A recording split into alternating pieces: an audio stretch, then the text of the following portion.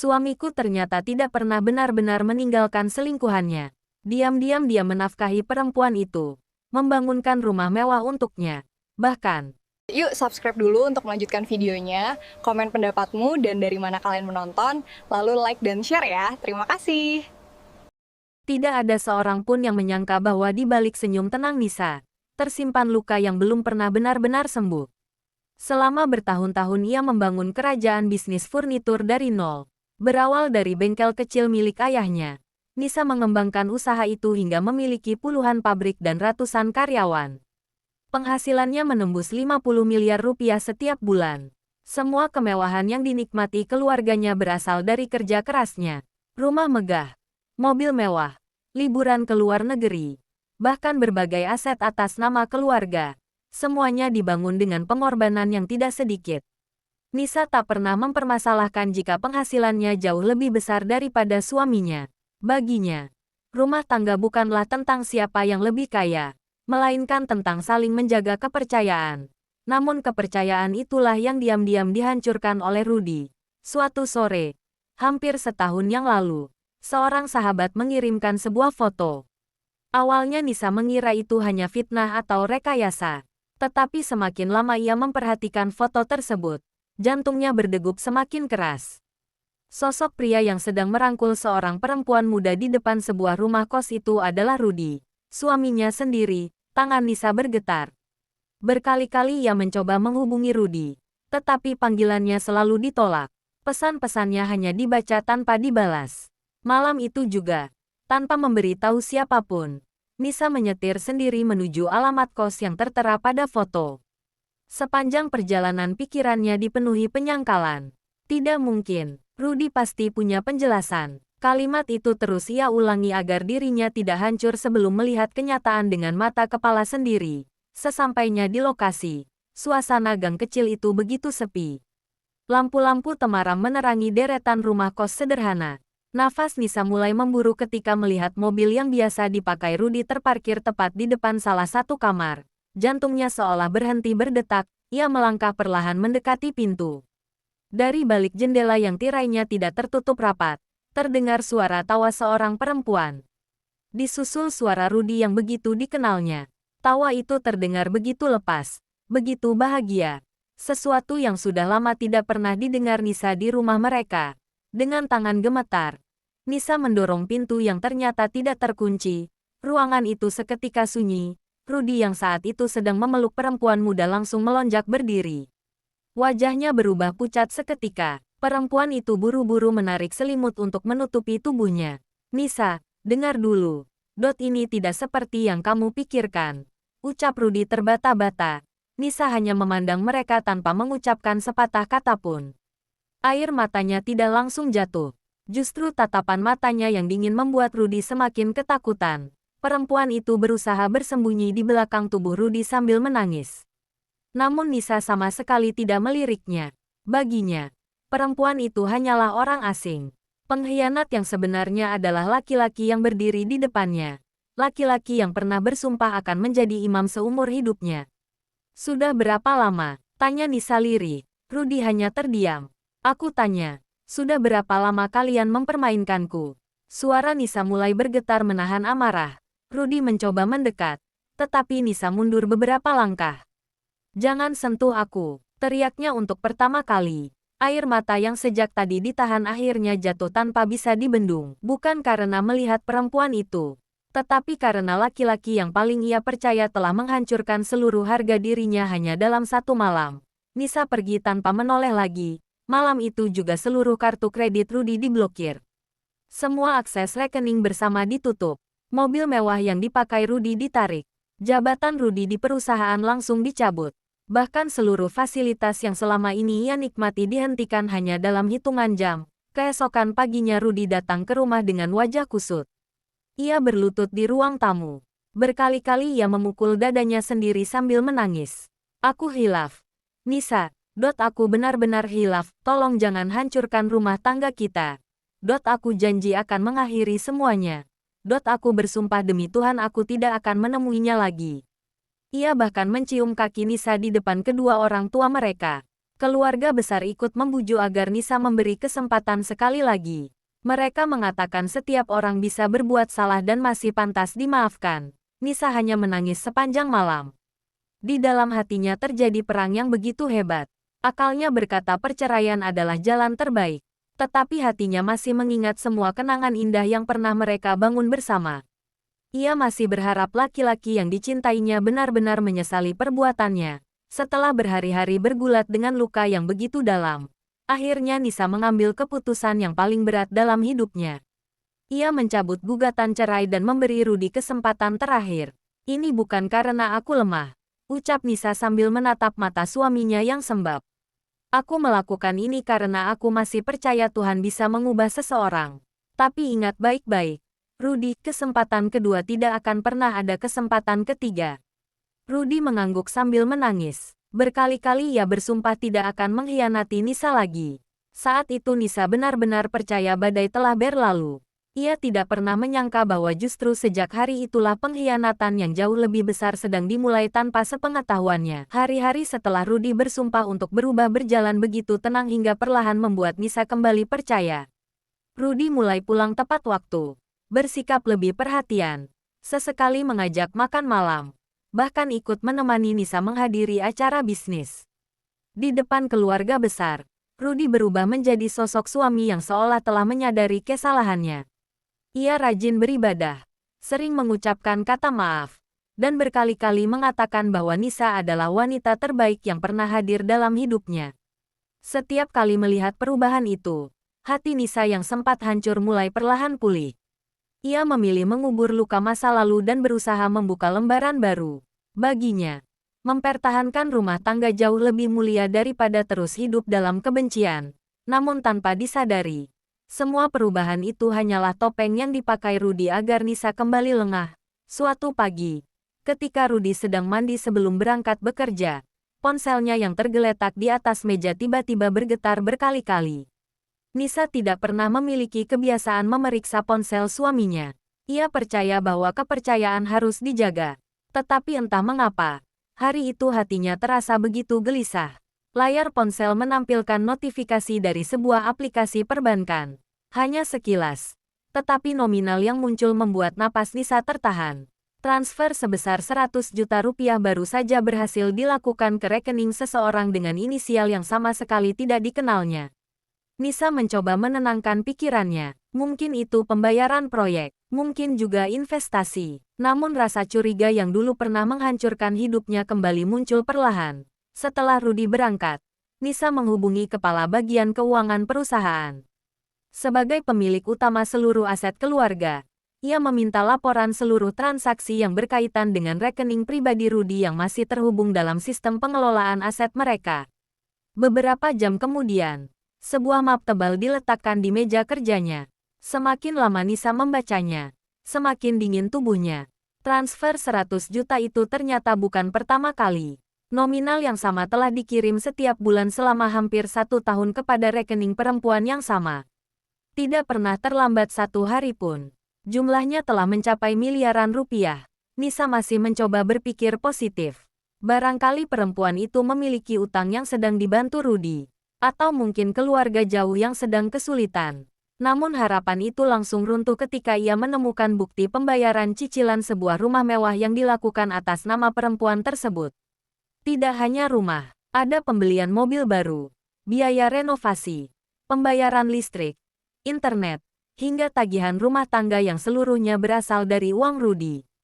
Air mata Nisa mulai jatuh satu persatu. Dadanya sesak bukan karena nilai uang yang hilang. 50 miliar rupiah sebulan membuat 100 juta bukanlah angka yang akan menggoyahkan hidupnya. Yang menghancurkan dirinya adalah kenyataan bahwa suaminya menggunakan kepercayaan yang telah ia berikan untuk membangun kehidupan baru bersama perempuan lain. Malam itu Nisa tidak langsung bertanya. Ia justru mengamati Rudy yang pulang seperti biasa sambil membawa bunga kesukaan istrinya. Rudy memeluknya dari belakang, tersenyum hangat, bahkan mencium keningnya. Aku kangen. Ucap Rudy lembut. Nisa memejamkan mata. Pelukan yang dulu membuatnya merasa aman kini terasa seperti lilitan ular yang perlahan mencekiknya. Ia hanya tersenyum tipis sambil menahan air mata yang hampir tumpah. Kamu capek? Tanya Rudy. Lumayan. Jawab Nisa singkat. Malam itu mereka makan malam dalam keheningan.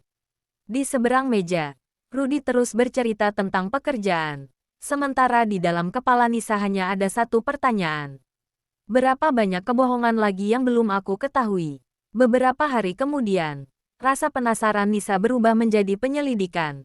Ia meminta bantuan seorang teman lama yang bergerak di bidang investigasi aset. Dari situlah satu demi satu fakta mulai terbuka. Rumah yang dibeli Rudy bukan sekadar tempat singgah. Tetangga sekitar mengenal Rudy sebagai suami dari perempuan yang tinggal di sana. Hampir setiap akhir pekan Rudy datang membawa belanjaan, bermain bersama penghuni rumah. Bahkan beberapa kali terlihat mengantar perempuan itu memeriksakan kesehatan ke rumah sakit.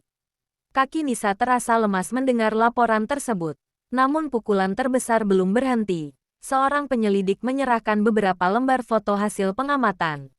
Dalam salah satu foto, Rudy tampak menggendong seorang anak laki-laki berusia sekitar 3 tahun. Anak itu tertawa riang sambil memanggil, "Ayah, ayah." Foto berikutnya memperlihatkan Rudy meniup lilin ulang tahun anak tersebut. Ada balon warna-warni, kue ulang tahun, dan senyum bahagia yang belum pernah lagi dilihat Nisa selama bertahun-tahun.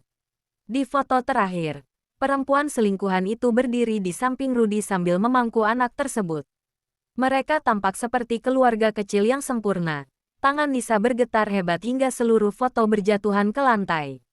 "Siapa anak itu?" tanyanya dengan suara hampir tak terdengar. Penyelidik hanya menarik napas panjang sebelum menjawab pelan. "Berdasarkan dokumen rumah sakit dan beberapa data yang berhasil kami peroleh, anak itu adalah anak kandung Pak Rudy." Kalimat itu menghantam Nisa jauh lebih keras daripada saat ia memergoki perselingkuhan di rumah kos dulu. Dulu ia mengira semua hanya nafsu sesaat. Kini ia sadar bahwa selama ini Rudy telah membangun kehidupan lain di belakangnya. Rumah, mobil, nafkah bulanan, perhatian, kasih sayang, bahkan seorang anak yang lahir dari hubungan terlarang.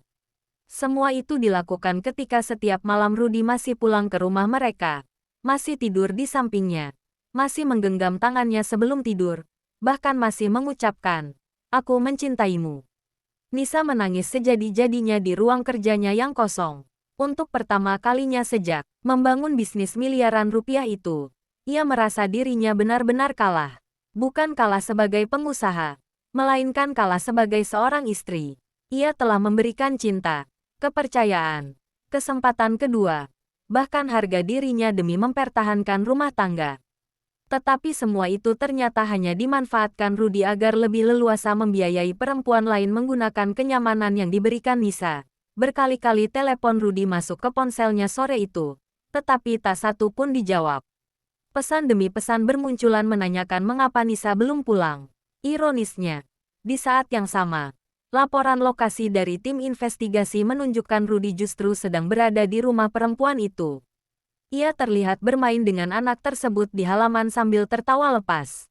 Melihat rekaman itu, air mata Nisa berhenti mengalir. Kesedihan yang selama ini memenuhi dadanya perlahan berubah menjadi sesuatu yang jauh lebih berbahaya. Bukan lagi rasa kecewa, melainkan tekad. Malam itu Nisa menutup seluruh foto dan laporan investigasi, lalu mengusap sisa air matanya di depan cermin.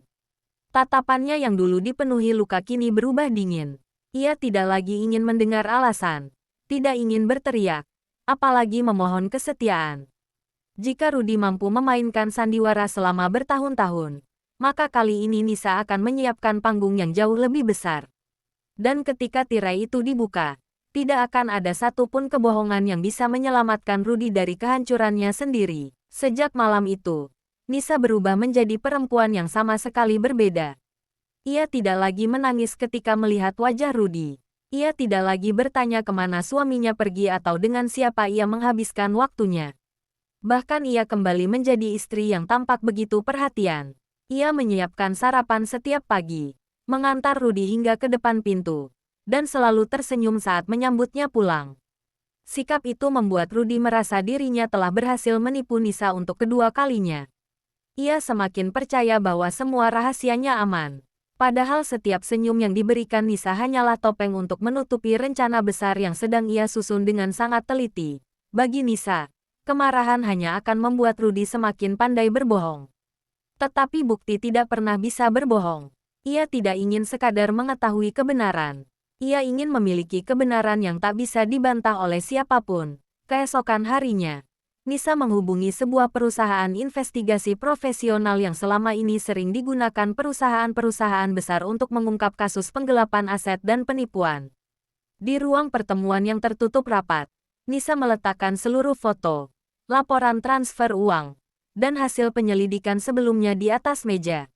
"Saya tidak ingin gosip," ucapnya dengan suara tenang. "Saya ingin bukti yang membuat pelakunya tidak bisa membuka mulut sedikit pun." Ketua tim investigasi mengangguk pelan. Mereka memahami bahwa klien yang duduk di hadapan mereka bukan perempuan yang sedang mencari pelampiasan emosi.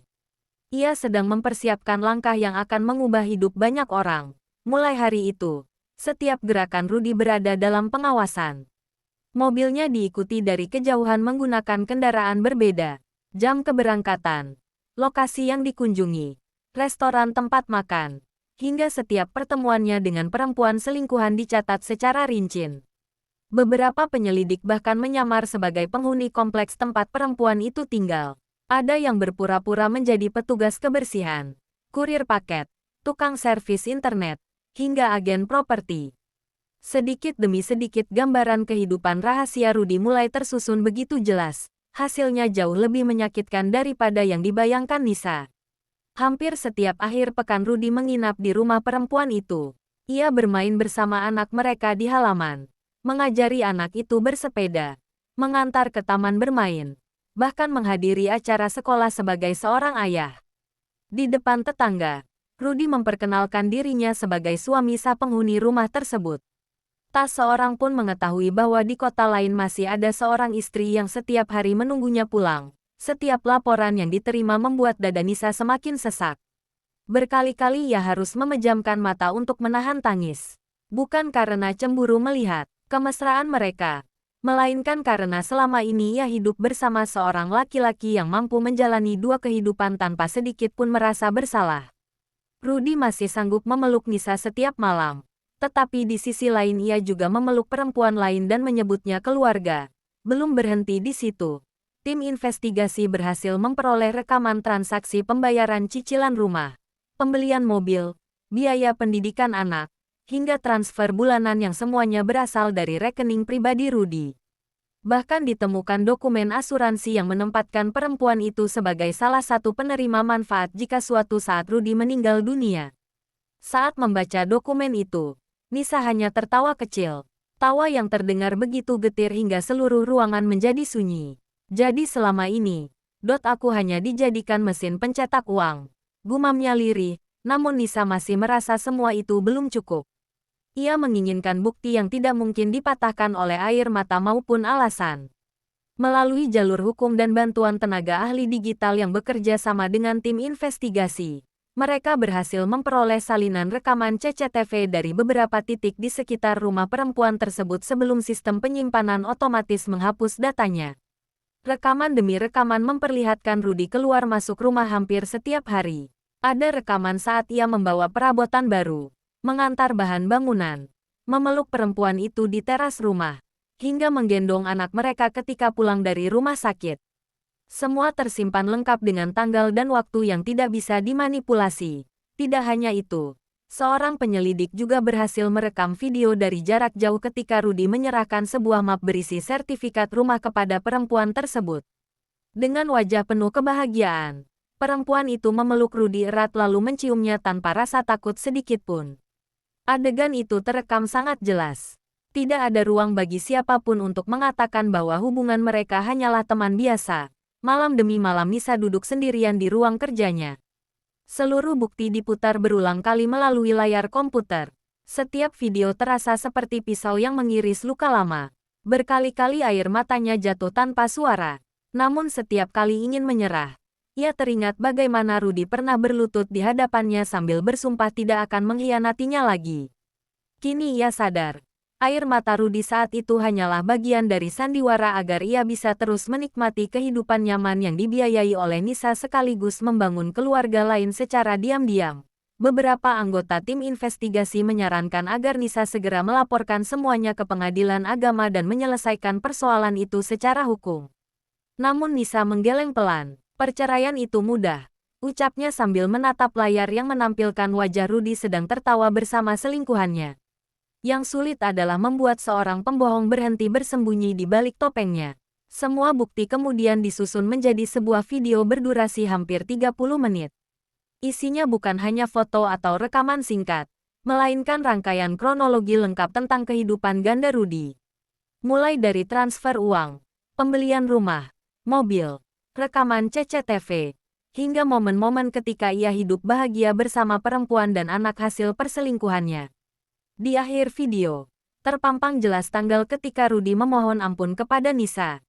Lalu muncul rekaman beberapa jam setelah permohonan maaf itu, saat Rudy justru kembali mendatangi rumah selingkuhannya sambil membawa hadiah mahal. Melihat bagian itu, Nisa akhirnya menghapus sisa air mata di pipinya. Hatinya memang masih terluka, tetapi rasa sakit itu kini telah berubah menjadi keberanian. Ia tidak lagi ingin mengejar pengakuan dari Rudy. Ia hanya ingin membuka topeng yang selama ini menipu semua orang. 2 minggu setelah seluruh bukti terkumpul, Nisa mulai menjalankan babak terakhir dari rencananya. Tidak ada pertengkaran, tidak ada ancaman, tidak ada sedikit pun tanda bahwa badai besar akan segera datang.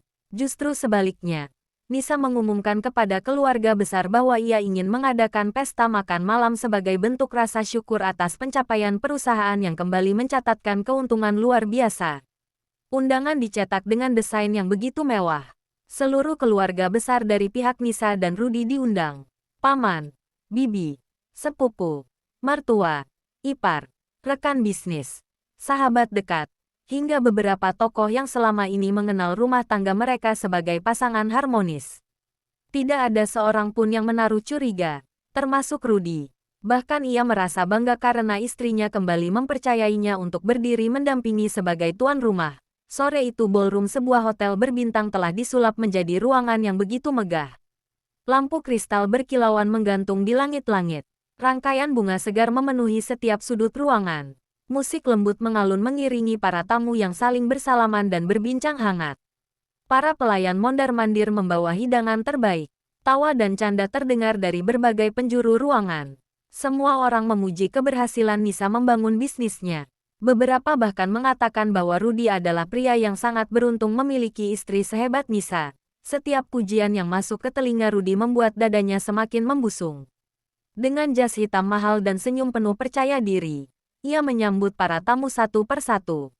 Sesekali ia merangkul bahu Nisa di depan banyak orang, berpura-pura menjadi suami penyayang. Nisa membalas dengan senyum tipis.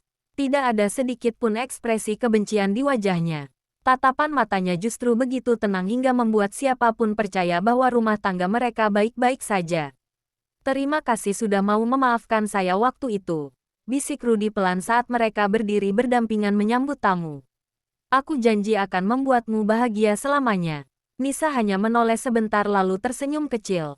Senyum yang sama sekali tidak mampu dibaca oleh Rudy. Semoga begitu. Jawabnya singkat. Kalimat itu menjadi kebohongan terakhir yang didengar Nisa dari mulut suaminya.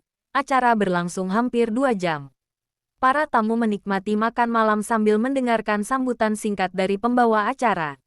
Setelah hidangan utama selesai disajikan, lampu ruangan perlahan diredupkan. Pembawa acara kemudian mempersilakan Nisa naik ke atas panggung untuk memberikan sambutan. Nisa melangkah dengan gaun berwarna putih sederhana namun elegan. Seluruh mata langsung tertuju kepadanya. Ia berdiri di depan mikrofon sambil memandang satu persatu wajah orang-orang yang hadir. Ada kedua orang tuanya, mertua yang selama ini menganggapnya seperti anak sendiri, keluarga besar Rudy, rekan bisnis, hingga sahabat-sahabat yang selalu mendukung perjalanan hidupnya. Terima kasih sudah meluangkan waktu hadir malam ini, ucap Nisa dengan suara lembut. Malam ini memang pesta syukuran perusahaan. Tapi ada satu hadiah lagi yang ingin saya bagikan kepada semua orang. Hadiah ini sangat istimewa karena berisi perjalanan hidup seseorang yang sangat saya cintai. Semua tamu tersenyum penasaran. Rudy yang berdiri di samping panggung ikut tersenyum bangga. Ia mengira istrinya akan memutar video perjalanan karir atau kenangan rumah tangga mereka. Nisa kembali melanjutkan. Saya harap setelah menonton video ini, tidak ada lagi rahasia yang tersisa di antara keluarga kita. Kalimat itu membuat senyum Rudy sedikit memudar. Entah mengapa, jantungnya tiba-tiba berdetak lebih cepat. Lampu ruangan dipadamkan sepenuhnya. Layar LED raksasa yang telah dipasang sejak awal acara perlahan menyala. Awalnya muncul foto-foto pernikahan Nisa dan Rudy. Para tamu tersenyum melihat kenangan lama mereka. Disusul foto saat mereka membangun usaha bersama, membeli rumah pertama, dan menghadiri berbagai acara keluarga. Musik yang mengiringi video terdengar begitu menyentuh, hingga beberapa detik kemudian, layar tiba-tiba berubah. Rekaman CCTV memperlihatkan Rudy memasuki sebuah rumah yang tidak dikenal. Tanggal dan jam terpampang jelas di pojok layar. Semua tamu mulai saling berpandangan. Belum sempat mereka memahami isi video, muncul rekaman berikutnya. Rudy terlihat memeluk seorang perempuan muda di ruang tamu rumah tersebut. Perempuan itu mencium pipinya. Sementara Rudy tertawa bahagia. Ruangan yang tadi dipenuhi suara obrolan mendadak sunyi. Total keheningan menyelimuti ballroom. Itu, Rudy, bisik salah seorang kerabat dengan suara gemetar. Video terus berjalan. Muncul bukti transfer uang 100 juta rupiah setiap bulan. Lalu sertifikat rumah yang dibeli atas nama perempuan tersebut. Disusul rekaman saat Rudy menyerahkan kunci mobil baru kepada selingkuhannya. Wajah perempuan itu berseri-seri memeluk Rudy tanpa rasa malu. Beberapa tamu mulai menutup mulut mereka karena tidak percaya. Mertua Nisa terlihat memegang dada sambil menatap layar dengan mata berkaca-kaca. Ibu Rudy berulang kali menggelengkan kepala, seolah berharap semua itu hanyalah rekayasa. Namun penderitaan itu belum mencapai puncaknya. Video berikutnya memperlihatkan Rudy sedang bermain bersama seorang anak laki-laki di halaman rumah. Anak itu berlari kecil lalu memeluk kaki Rudy sambil berteriak, "Ayah, ayah, lihat aku." Suara polos anak itu menggema melalui pengeras suara dan menghantam seluruh isi ruangan. Rudy langsung membeku, wajahnya kehilangan warna, napasnya memburu, kedua kakinya mulai gemetar. Ia berusaha berjalan menuju operator untuk menghentikan video. Tetapi dua petugas keamanan hotel yang telah disiapkan Nisa dengan sopan menghalangi langkahnya. "Tolong, matikan videonya. Tolong," ucap Rudy dengan suara bergetar. Tidak ada yang bergerak, video justru memperlihatkan adegan paling menghancurkan. Rekaman ketika Rudy menggendong anak tersebut sambil berkata, "Ayah janji akan selalu menjaga kalian." Lalu perempuan selingkuhannya memeluk Rudy dan mencium bibirnya. Semuanya terekam sangat jelas tanpa bisa dibantah sedikit pun. Beberapa tamu langsung berdiri dari kursinya. Ada yang menangis, ada yang marah, ada pula yang hanya menatap Rudy dengan wajah penuh jijik. Seorang paman dari pihak Rudy menghampiri keponakannya lalu menamparkan wajahnya dengan keras hingga suara tamparan itu menggema di seluruh ruangan. "Kamu memalukan keluarga," teriaknya. Ibu Rudy tak lagi mampu menahan tangis. Tubuhnya lemas hingga harus dipapah anggota keluarga lain. Ayahnya hanya menundukkan kepala, meneteskan air mata karena tidak sanggup melihat kehormatan keluarganya hancur di depan begitu banyak orang. Sementara itu Rudy berdiri di tengah ballroom seperti seorang terdakwa yang sedang menunggu vonis. Bibirnya bergerak-gerak ingin menjelaskan, tetapi semua alasan terasa sia-sia di hadapan bukti yang terpampang jelas di layar. Ia memandang Nisa dengan mata penuh ketakutan, berharap istrinya menghentikan semua ini. Namun Nisa hanya berdiri tenang di atas panggung. Tidak ada air mata, tidak ada kemarahan. Yang tersisa hanyalah keteguhan seorang perempuan yang akhirnya berhasil membuka topeng pengkhianatan suaminya di hadapan semua orang. Dan saat video berakhir, keheningan yang memenuhi ruangan terasa jauh lebih menyakitkan daripada 1000 makian. Semua orang kini mengetahui siapa Rudy yang sebenarnya. Dan untuk pertama kalinya dalam hidupnya, tidak ada lagi tempat baginya untuk bersembunyi dari kebenaran. Keheningan yang menyelimuti ballroom setelah video itu berakhir terasa begitu mencekam. Tidak ada lagi denting sendok. Tidak ada lagi tawa para tamu. Bahkan alunan musik yang sejak tadi mengiringi acara telah dimatikan. Yang terdengar hanyalah isak tangis beberapa anggota keluarga dan napas berat Rudy yang berdiri membeku di tengah ruangan. Wajahnya pucat pasi, keringat membasahi pelipisnya. Kedua tangannya gemetar hebat hingga ia hampir tidak mampu berdiri tegak. Untuk pertama kalinya dalam hidupnya, semua kebohongan yang selama ini ia sembunyikan runtuh dalam satu malam di depan orang-orang yang paling mengenalnya. Rudy mencoba melangkah mendekati panggung.